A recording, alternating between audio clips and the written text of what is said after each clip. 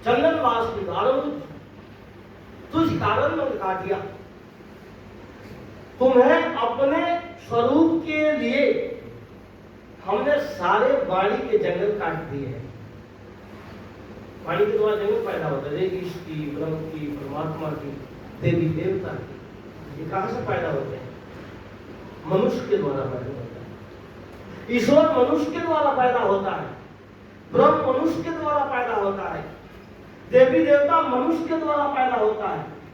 जितने भी शब्द के द्वारा बंधन बनता है वो सब जीव पैदा करता है। ईश्वर कहीं भी नहीं है। ईश्वर नाम की कोई सत्ता नहीं जगत में। एक जड़ की सत्ता है और चेतन की सत्ता है। ये दो सत्ता के अलावा तीसरी सत्ता हो तो कोई बता दो। जीव ही ईश्वर की कल्पना करके उसको ढूंढता है, खोजता है, कहीं मिल जाए। इतने कान पर आते, जटा बढ़ाते, आपने देखा होगा कुंभ मेला इतना डरावा है। ऐसे ईश्वर को ढूंढने के लिए इतने डरावे नहीं करेंगे तो उतनी भीड़ कहां से होगी? इसीलिए कहा, बहुत सुंदर किसी ने कहा, हो गई है पीर पर्वत सी पिघलनी चाहिए। पीड़ा, दुख, कष्ट, कलेश हो गई है पीर पर्वत सी पिघलनी चाहिए। इस हिमालय से कोई न कोई गंगा निकलनी चाहिए। हंगामा खड़ा करना मेरा मकसद नहीं। आज आपके सीने में हो या मेरे सीने में हो, आग कहीं भी हो, आग जलनी चाहिए। वो आग कौन है? भक्ति की।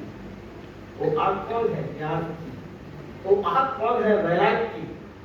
दुख क्यों होता है? क्योंकि हम भक्ति कर नहीं सकते, भक्ति नहीं करते। वासनाओं के लिए भक्ति करते हैं, वो भक्ति नहीं है। कुछ पूर्ति कर दे, कुछ मिल जाए, कुछ हो जाए, कुछ बढ़ जाए, कुछ विस्तार हो जाए, इसी के लिए तो हम भक्ति करते हैं। इतने बड़े बड़े मंदिर बने हुए, इतनी भीड़ होती है, किसके लिए हो रही है? मानो अपने तरफ से है, वहां जाकर के पूर्ति होती है, वहां जाकर के पूर्ति नहीं होती। अगर पूर्ति हो जाती तो मनुष्य मंदिर बनाने की जरूरत नहीं, अपने आप मंदिर तैयार हो जाता, अपने आप मूर्ति तैयार हो जाती, या अपने आप स्वतः ही जो धार्मिक अनुष्ठान है अपने आप हो जाते। वो आपको प्रेस किया जाता है, आपको इमोशनल भावों को दे करके जगाया जाता है, लगाया जाता है, और सही बात ये समझे कि आपको 100 का 100 आपको भटकाया जाता है। भटक जाते हैं आप, लोभ दिया जाता है। दो तरह से बंधन होते हैं, एक भय देकर के और एक लोभ नाम आसक्ति देकर के। इसलिए गुरु ने 2 जाल बताया, खादी और वाणी। खादी जाल वो लोभ का जाल है। मिलेगा कुछ, पत्नी से मिल जाएगा, पुत्र से मिल जाएगा, भाई से मिल जाएगा, क्या मिलेगा? सुख मिलेगा। लेकिन सुख का नाम नहीं। कोई आज तक पत्नी से सुखी हुआ है? पति भी दुखी है और पत्नी भी दुखी है। जब दोनों दुख इकट्ठे होंगे तो दुख बढ़ेगा कि दुख घटेगा? और दुख बढ़ जाता है। इसलिए पत्नी पत्नी का जीवन कलेशमय होता है, अशांतमय होता है, दुखमय होता है, पीड़ामय होता है। कोई समझदार है तो समझता है तो फंस गए हैं, किस तरह जीवन निकालना है। फंस गए हैं तो जीवन किस तरह निभाना है, निर्वाह करना है। तो 2 बात उसकी सुन ले, 2 बात अपनी कह दे, और किस तरह गाड़ी मिला करके जहां मंजिल तक पहुंच जाए, मतलब इस जीवन का अंत हो जाए। उससे कुछ सुख मिलने वाला नहीं, उससे शांति नहीं मिलेगा। जब आप दुनिया में है, कोई भी क्रिया करके आप शांत होना चाहते हो, इसका मतलब क्या होगा? क्रिया जब करोगे तो हरासमेंट होगा, क्रिया जब करोगे तो आपकी ऊर्जा नष्ट होगी, आपकी ऊर्जा बर्बाद होगी। और उस ऊर्जा को एकत्रित करने के लिए, संग्रहित करने के लिए आप जब क्रिया छोड़ देते हो तो ऊर्जा अपने आप संग्रहित हो जाती है, उसको आप सुख मानते हो। ये सबसे बड़ा महाभरम, इसको कहा जाता है खनियात। इससे मोह बनता है, इससे आसक्ति बनती है, इससे बार बार जन्म और मरण इसी का मूल कारण है। जन्म और मरण इसी का मूल कारण है। उससे आपके चित्त में इतने दूषित संस्कार बन जाते हैं कि वो संस्कार आपका मिटता नहीं। इसलिए कभी कभी ज्ञानी और विवेकी बनकर के त्याग भी किया करना, त्याग करना चाहिए। कभी त्याग जब हम करेंगे तब पता लगेगा कि हमारे मन की स्थिति क्या है। हम त्याग नहीं कर पाते। जब त्याग नहीं कर पाते तो आपके अंतःकरण में आसक्ति बन जाती। उसको कहा है शास्त्रों में मन। विषयों के संस्कार आपके चित्त में रहता है, उससे आपका चित्त आवृत रहता है, ढका हुआ रहता है। और जब ढका हुआ रहता है, जिस कृत को करोगे, जिस क्रिया को करोगे, जिस कर्म को करोगे, आपके चित्त में वो संस्कार बनता है। और जो ही आपकी दृष्टि जाएगी वही संस्कार भी उदय होता है। जैसा भी कृत किया है वो संस्कार जब उदय होता है तो फिर हम उसमें बध जाते हैं। वो खाली जाल है। बड़ी जाल तैयार कैसे होता है? खाली जाल तो मोह और आसक्ति के काम होता है। बड़ी जाल होता है भय से, डर से। जैसे आप स्वप्न में होते हैं, स्वप्न में देखा कि कोई मार रहा है हमें। जब मार रहा है तो बचाने के लिए चिल्लाते हैं। जब चिल्लाते हैं तब तक वो आवाज बाहर निकल गई। तब भाई जाको क्या हुआ क्या हुआ? जब उठता है मुझे क्यों चिल्लाया? अरे क्या बताऊं, मेरे पीछे कोई मुझे मारने के लिए दौड़ा। वो भय के कारण उसकी नींद टूट गई। जब नींद भूल गई तो भय के कारण, इसलिए वाणी से जितने भी जाल बनाए जाते, ईश्वर परमात्मा देवी देवता भूत प्रेत तंत्र मंत्र, वाणी के द्वारा वो जाल वाणी जाल कहा जाता है। रमेश देखना, रमेश वो भय के द्वारा होता है। इसलिए उसको समझना होता है कहीं है नहीं। अगर होता भूत प्रेत कितने को लगते। होशियारियां में देखो कितने पशु पड़े रहते। चींटियां कीड़ी बीन बना के उसी शमशान घाट में रहती। उसको डर है ही नहीं। ना किसी पशु को डर है, ना किसी पक्षी को डर है, ना किसी कृमि कीट को डर है। भूत प्रेत ईश्वर परमात्मा का कोई डर नहीं है। डर किसको है? आपको डर है। कोई आपके द्वारा उत्पन्न हुआ है, आपने उसको पैदा किया है, आपने उसका निर्माण किया है वाणी के तौर पर, और आप ही उससे भयभीत होते हैं। इसलिए जब ये पता लगेगा कि शब्द कौन समझता है, शब्द से कौन प्रभावित होता है, तो ये जीव शब्द को लेकर चलता है, शब्द से प्रभावित होता है। हम शब्दों द्वारा सुनते हैं या पढ़ते हैं, वो भी तो शब्द है। सुनते हैं वो भी तो शब्द है। सुन करके हम चलते हैं। इसलिए ये लोग भय देने वाले लोगों की सुविधा हो गई।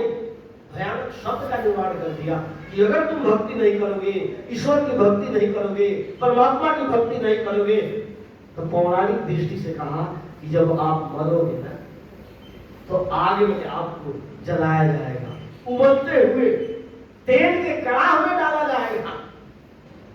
कितने तो ये कहते हैं कि जब जाओगे परमात्मा के पास तो पीठ के ऊपर कमची से मार मार के आपके जो है ना खलड़ी उतार देंगे। ये हम नहीं पूछते। जब हम मर जाएंगे, शरीर जब छोड़ के जाएंगे तो देह तो यही रहेगी। तो किस रूप में हमें उबाला जाएगा, कैसे उबालेगा?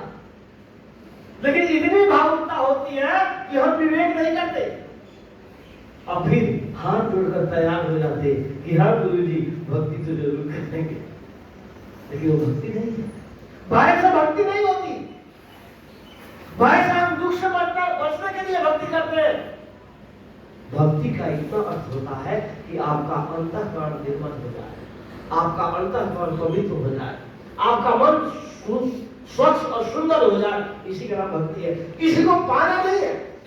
कितने लोग तो जो है ना तिलकुटी बिलकुटी में वो जो चमकता हुआ है ना ज्योति, उसको ईश्वर मान रखा है। अरे इस देह को सत्ता आप देते हो, आप इस देह में हो तो सत्ता आप देते हो, आपसे वो सब तैयार होता है। आपकी मान्यता बोध न होने के कारण, अज्ञानता के कारण, विवेक नहीं होने के कारण ये हम अपने बनाए जाल में फंस गए। गुरु क्या कहते हैं? चंदन वास निवारण। हे चंदन, हे चेतन जीव, तुम अपनी वासना का निवारण कर दो, अपनी वासना का त्याग कर दो। जब वासना का त्याग करोगे तो ये जो दुनिया भर के जाल है वो आपका पीछा छोड़ देगा। तो ये आपसे खड़ा हुआ है, आपने पैदा किया है उसको, इसलिए अपने आप को जानो। आप हो, आपको तो ये सुनाया गया है कि आप तो किंचित हो, आप तो नानत्व हो, आप तो परिच्छिन्न हो, आप तो किसी की छाया हो, आप तो किसी के अंश हो। थोड़ा विचार कर, यदि हम किसी के अंश है तो हम इतना चिंतन थोड़ी करते, हम इतना विचार थोड़ी करते। या किसी का प्रतिबिंब है तो बिंब तो कहीं और है और प्रतिबिंब उसकी छाया। छाया में कोई जान होती है? छाया सुख दुख को जानता है या छाया कुछ कर सकती है? कुछ नहीं कर सकती। ये सिद्धांत सरासर हमें फंसाने के लिए जान है। आप सर्वश्रेष्ठ हो, आप श्रेष्ठ हो, आप सर्वोत्तम हो, सुप्रीम पावर का हो तो आप ही हो, आपसे अलग कोई नहीं है, बाकी सब आपके घर पर। इसलिए अपने आप को निकालो। मैं चेतन जीव अविनाशी, मेरे ऊपर कोई जीव परमात्मा नहीं। जब इतनी दृढ़ता होगी तो सारे के सारे जो हमने तैयार रखे हैं ना, सब खत्म हो जाएंगे। करके तो देखो, एक बार दृढ़ता तो लाओ। सदगुरु ने कहा, जो जागल सो भागल हो नहीं जा रहा।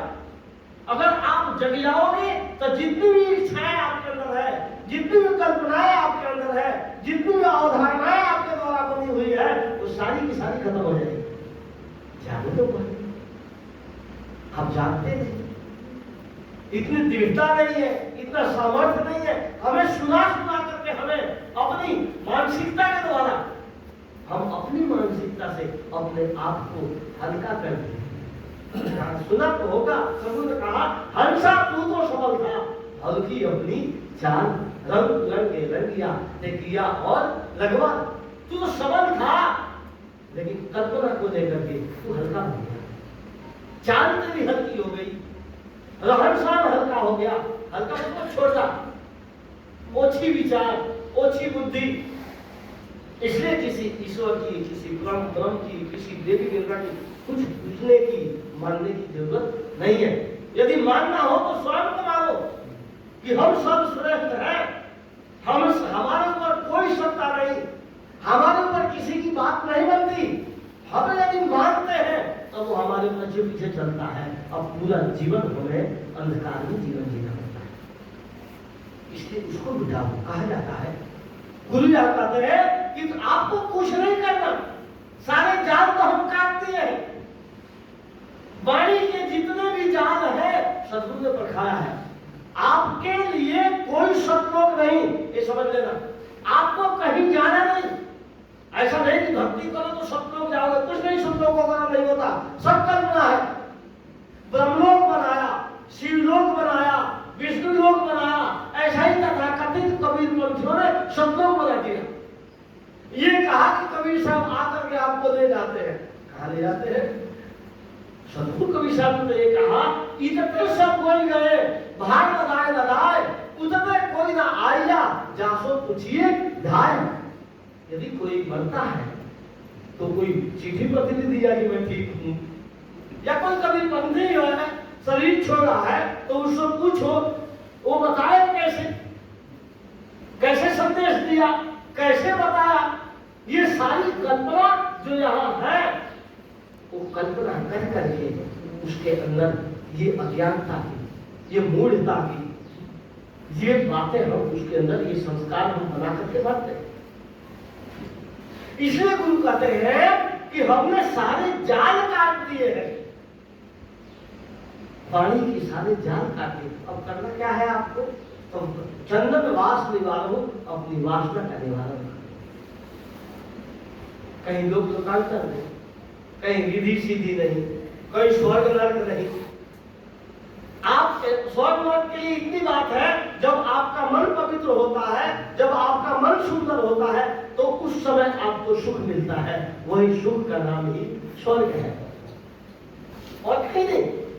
जीते जी तो दुखी हो रहा और काला कहीं स्वर्ग मिल जाएगा, मरेंगे तो स्वर्ग मिलेगा, मरने तो स्वर्ग नहीं रहेगा। ये भी हमने वाणी के द्वारा वासनाएं बना बना करके हमने जाल तैयार किया। गुरु कहते हैं सारे जाल काट दिए, चंदन वास निवारा हो, तुझ कारण पर काटिया, जीव जीव निवारा हो। जीते जी किसी जीव की हत्या मत करो, या अपने को भी सताओ मत। खरेश्वरी, जलसैनी, पंचाग्नि कहते हैं कितना कष्ट होता है, लेकिन वो एक अंधविश्वास खड़ा है, एक मान्यता खड़ी है कि इतना कष्ट देंगे हम अपने शरीर को तो हमें परमात्मा मिल जाएगा। ऐसे परमात्मा थोड़ी मिलता है। पहले तो परमात्मा नाम की कोई सत्ता नहीं है, उसको अपने चित्त से उसको हटाना पड़ेगा, क्यों है ही नहीं। गुरुआ लोगों ने, अविवेकी लोगों ने ऐसी बातें सुना करके हमारे चित्त में भर दिया। अब आपके अपने मर्यादा युक्त जीवन जीना है, जो सद्गुण का है, जो सदाचार का है। दया हो, करुणा हो, प्रेम हो, क्षमा हो, सत्य हो, धैर्य हो, विवेक हो, वैराग्य हो, गुरु भक्ति हो। ये सारे सद्गुण हमारे जीवन में आ जाए तो देखना कितना सुंदर जीवन होगा, कितना पवित्र जीवन होगा। इससे पहले हमारे अंदर दुर्गुण है, उसका त्याग करो। गुरु ने कहा कि सबको दुर्मति दूर करूं, अच्छा कर्म बनाओ। जो दुर्मति है, दुर्बुद्धि है, कुविचार है, इसका त्याग करो, अपनी बुद्धि को पवित्र और निर्मल बनाओ। और जब बुद्धि पवित्र होगी, निर्मल होगी, तो आपका जीवन हर्षोन्वित हो जाएगा, आप हर्षोन्वित जीवन जियोगे। तो काल की जो वृत्ति है वो अपने आप हट जाएगी जब आप दुर्गुणों का त्याग करोगे। तब किसी से मिलना नहीं, किसी का दर्शन नहीं करना। हाँ, आपका अपना एहसास हो, आपको अपनी फीलिंग हो, आपका अपना अनुभव हो, तो कौन ऐसा आदमी हो जिसको अपना अनुभव नहीं है, उसको बोध नहीं है, फिर भी वो तो कहेगा मैं हूं। बोध हो जाएगा तो और बात क्लियर हो जाएगी। कहा जाता है एक शेख था, कहीं मेला में अपने मुनीब के साथ गया, तो मेले में अनेक प्रकार की वस्तुएं मिलती है। वस्तुओं की दुकानों को देखते देखते एक जगह ऐसी जगह गया, एक कोने में, कि वहां पक्षी बेचने वाला पक्षी बेच रहा था। तोते भी बिक रहे थे। तो एक तोता के सामने तख्ती लगाई गई थी, उस पर लिखा गया था इसकी कीमत है 1 लाख रुपए, और इससे चाहे कोई भी धर्मशास्त्र का ज्ञान इससे प्राप्त कर सकते हो, कोई भी प्रश्न पूछ सकते हो, ये बता सकता है। उसको इतना ही सिखाया गया था, इसमें कोई शक नहीं, इसमें कोई संदेह नहीं, ये बात सिखाई गई थी, बस इतना ही। उसने कहा, जो सेठ था उसने पूछा उस दुकानदार से कि भाई ये तो बातें आपने लिखी है तख्ती के ऊपर, क्या ये सही है? कहा आप मुझसे क्या पूछते हो, तोता मुझसे पूछ लो। सेठ ने पूछा, तोता क्या ये बातें सही है कि आप सारे धर्म शास्त्रों के ज्ञाता हो? उसने कहा इसमें क्या संदेह है। जब ये बात सुनी सेठ को पूरा विश्वास हो गया, भाई ये तो ज्ञात होता है। उसने 1 लाख रुपये दिया और खरीदा, खरीद करके लाया। तो गांव में आते ही वो शोरगुल हो गया, सबके ये बात फैल गई, सबके पास चली गई कि जो है ना ऐसा सेठ तोता लाया है कि सारे धर्मशास्त्रों का ज्ञाता है। ये बात सुन करके पंडित आए, पंडित ने पूछा, सेठ जी ऐसा तोता आप लेके आए हो कि सारे धर्मशास्त्रों का ज्ञाता है? कहा मुझसे क्या पूछते हो? सेठ ने कहा मुझसे क्या पूछते हो, इस तोते से ही पूछ लो। तोता से पूछा पंडितों ने कि तोता का मैं बताओ, क्या तुम सारे धर्मशास्त्रों के ज्ञाता हो? क्या इसमें क्या संदेह है? और विश्वास हो गया, पक्का है, ज्ञानी है।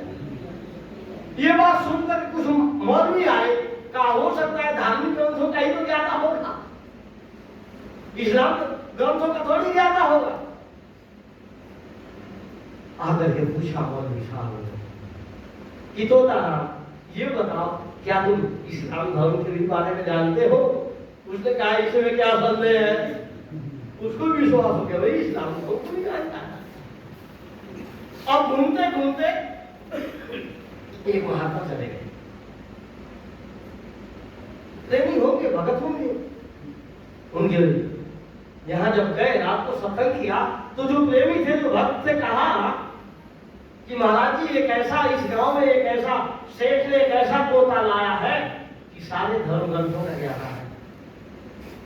अच्छा ऐसा तो हो नहीं सकता, तुम आदमी जब खूब पढ़ता लिखता है तो सारे पुस्तकों का ज्ञाता नहीं हो सकता, सारे धर्मशास्त्रों का ज्ञाता नहीं हो सकता, तो पक्षी ही तो है, कितना ज्ञान होगा उसको? बोला कि नहीं, अरे नहीं आप नहीं मानते, आप चलो वही पूछ लो, उस तोते से ही पूछ लो। महात्मा क्या चल, महात्मा सेठ के आ गया, सेठ से पूछा सेठ जी आपने ऐसा तोता लेके आए तो सारे धर्मशास्त्रों का कहना? बोला हाँ, मुझसे क्या पूछते हो? तोता से ही पूछ लो। तोता से पूछा, तोता राम क्या तुम सारे धर्मशास्त्रों के ज्ञाता हो? उसने कहा इसमें क्या संदेह है? तो कहा अच्छा ये बताओ गीता के दूसरे अध्याय का पहला श्लोक बताओ, कहा इसमें क्या संदेह है? कहा सेठ जी आपको किसी ने बुद्धू बना दिया, इसको कुछ नहीं आता, ये तो सिर्फ सिखाया गया है, इसमें क्या संदेह है? कहा अच्छा कहा पूछ लो इससे। तो सेठ ने थोड़ा सा गुस्से में आकर झुंझला करके पूछा, तो ताराम क्या मैं बुद्धू हूं कि तुम्हारे पीछे 1 लाख रुपया बर्बाद किया? कहा इसमें क्या संदेह है? मतलब क्या है, हम बातों को सुनते हैं, विवेक नहीं करते। हम भी तोते बन गए, अमुक को दर्शन दिया, अमुक ने दर्शन किया, अमुक उस रूप में हो गए, ऐसा कुछ नहीं होता। ये सब आपकी कल्पना है, शब्दों के द्वारा मिलती है, आप उसको बिढ़ाते बिढ़ाते उसी कल्पना में आपका जीवन हो जाता है। इसलिए यथार्थ और सत्य बोध नहीं होता है, इसलिए विवेकी बनिए, यथार्थी बनिए और शाश्वत सत्य जो आपका अपना स्वरूप है उसको जानिए। गुरु कहते हैं कि चंदन वास निवाला हो, तुझ कारण बंधा किया, जियत जीव निवाल हो, मुने समय निभा किया। जब शरीर छूटेगा तो ये शरीर अपने आप जल करके नष्ट हो जाएगा। इसको ज्यादा सताने की जरूरत नहीं, ज्यादा परेशान करने की जरूरत नहीं है।